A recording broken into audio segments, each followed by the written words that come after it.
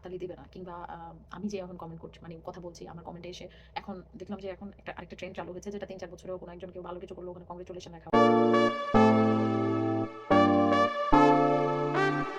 Secondly বলবো, আপনার friend relative সবাই সবসময় আপনাকে সাপোর্ট করবে না।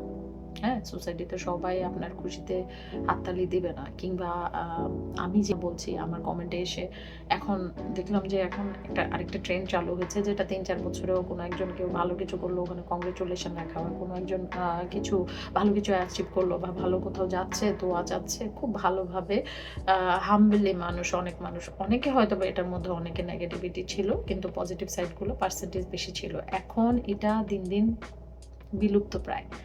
এখন মানুষ না এসে কমেন্টে দুটো কথা অ্যাপ্রিশিয়েট করবে না, একদম ভালো কিছু কোনো কিছু চেঞ্জ করার হলে ওটা বলবে। কারণ যারা কিন্তু ক্রিটিক্স নিয়ে কাজ করে, যা ক্রিটিসাইজ করবে ওখান থেকে আপনি কিছু শেখার আছে, কিন্তু শেখার জন্য এটা বলার মতো একটা সিস্টেম আছে।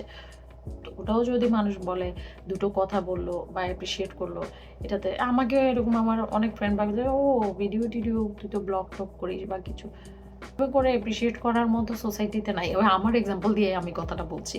তো ফ্যামিলি বলেন, ফ্রেন্ড বলেন, মেন্টালিটি চেঞ্জ হয়ে গেছে। ইচ অ্যান্ড এভরিওয়ান লাইক আমরা খুবই বিজি, ৫ মিনিট টাইম পেলে ওখানে সে কোনো বসে কোনো একটা কিছু দেখলো বা কিছু, যে ওই টাইমটাতেও কোনো কিছু অ্যাপ্রিশিয়েট করা যায়, ওই টাইমটাতে যারা পরিচিত আছে তাদের কোনো কিছু দেখছেন ওটাতেও কিছু অ্যাপ্রিশিয়েট করা যায়, বা কারো আপনি স্ক্রোলিং করছেন কন্টিনিউসলি, ওখানে দেখা গেল কেউ একটা ভালো কিছু অ্যাচিভ করলো ওখানেও কিছু বলা যায়। তো এই জিনিসগুলো নেই, থাকবে না, এটা দিন দিন চেঞ্জ হয়ে যাবে ওই যে র্যাপিডলি চেঞ্জ হচ্ছে বলে। কিন্তু আপনার অ্যাটমসফিয়ার যতই চেঞ্জ হোক, that's your power, that's your control power, self control. যদি আপনি ওই জিনিসটার মধ্যে ওই স্ট্যান্ডার্ড মধ্যে ওই স্কিলটা, ওই স্ট্যান্ডার্ড স্কিলটা আপনার মধ্যে রাখেন, দ্যাটস ভেরি বিউটিফুল। এই জিনিসটা যদি রাখেন, পিউরিটি, যেটা টু বি অনেস্ট কেউ ভালো কিছু করলে ওটা সুন্দরভাবে অ্যাকসেপ্ট করা, ওটা চ্যাট জিপিটিতে জিজ্ঞেস করা, অপোজিশনে থেকে কি কি করবেন ওগুলো নিয়ে কথা বলা, এগুলো সিকনেস ছাড়া আর কিছু না।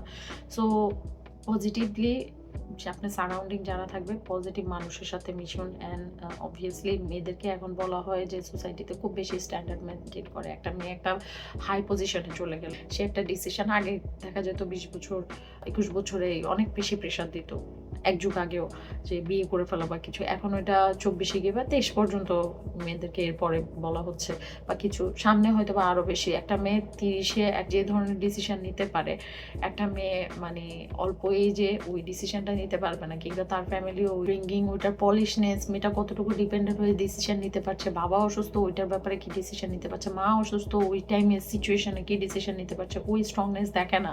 তো ওই মেয়েটা ওই টাইমটাতে যদি স্ট্রংলি একটা ডিসিশন নিতে পারে অ্যান্ড বুঝে, তখন তো অবশ্যই তার ভালো একটা ছেলে, এমন একটা মানুষ দরকার, পিচ দরকার, যার পিচটা হবে এমন যে তার খারাপ সময় ভালো সময় সব সময় টাইম দিবে, যে তার কোনো হাই ভ্যালুড কোনো সাকসেস দেখলে তার ভালো একটা অ্যাকসেপ্টেন্স মেন্টালিটি থাকবে, যে তার মধ্যে কোনো প্রকারের জেলাসি বা কোনো ধরনের এই ধরনের মেন্টালিটি থাকবে না। কারণ সোসাইটিতে এখন অনেকজনকেই দেখা যায় যে তার থেকে তার ওয়াইফ ভালো করলো এটা ভালোভাবে নিতে পারে না, আবার হাজব্যান্ড ভালো করলো এটা নিতে পারে না বা কিছু।